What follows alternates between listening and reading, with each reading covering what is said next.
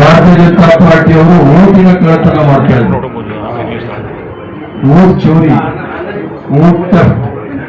ಈಗ ಸ್ಥಾನವನ್ನೇ ಕಳ್ಳತನ ಮಾಡಲಿಕ್ಕೆ ಪರಿಸ್ಥಿತಿ ಬಂದಿದ್ದಾರೆ. ಸೀಟ್ ಚೋರಿ, ಕುರ್ಸಿ ಚೋರಿ, ಸ್ಥಾನ ಕಳ್ಳತನ ಮಾಡ್ತಕ್ಕಂಥ ಕೀಳು ಮಟ್ಟಕ್ಕೆ ಇಳಿದಿದ್ದಾರೆ ಭಾರತೀಯ ಜನತಾ ಪಾರ್ಟಿ. ಇದೇನು ನನಗೆ ಗೊತ್ತಲ್ಲ.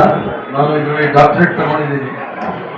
2 ತಿಂಗಳ ಹಿಂದೆ ಹರಿಯಾಣದಲ್ಲೂ ಸಹ ರಾಜ್ಯಸಭಾ ಚುನಾವಣೆ ಮಾಡುವಾಗ ನಮಗೆ 37 ಓಟ್ಗಳಿತ್ತು. ನಮಗೆ ಬೇಕಾಗಿದ್ದು 31, ನಮಗೆ ಸಿಕ್ಕಿದ್ದು 27.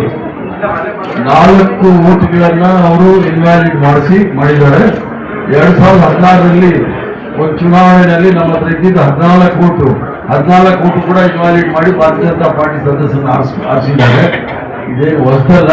ಈ ಒಂದು ಕುತಂತ್ರ, ಷಡ್ಯಂತ್ರ, ಪ್ರಜಾತಂತ್ರವನ್ನ ಸಂಪೂರ್ಣವಾಗಿ ನೆಲಸಮ ಮಾಡಲಿಕ್ಕೆ ಪ್ರಯತ್ನ ಮಾಡ್ತಾ ಇದ್ದಾರೆ. ಸಂವಿಧಾನವನ್ನ ಮೀರಿ ಕೆಲಸ ಮಾಡಿ ಪ್ರಯತ್ನ ಮಾಡ್ತಾ ಇದ್ದಾರೆ. ಇದರ ನಾವು ಒಂದು ಬಲಯುತವಾಗಿ ಅದನ್ನ ಖಂಡನೆ ಮಾಡ್ತೇವೆ. Sir, one more issue sir.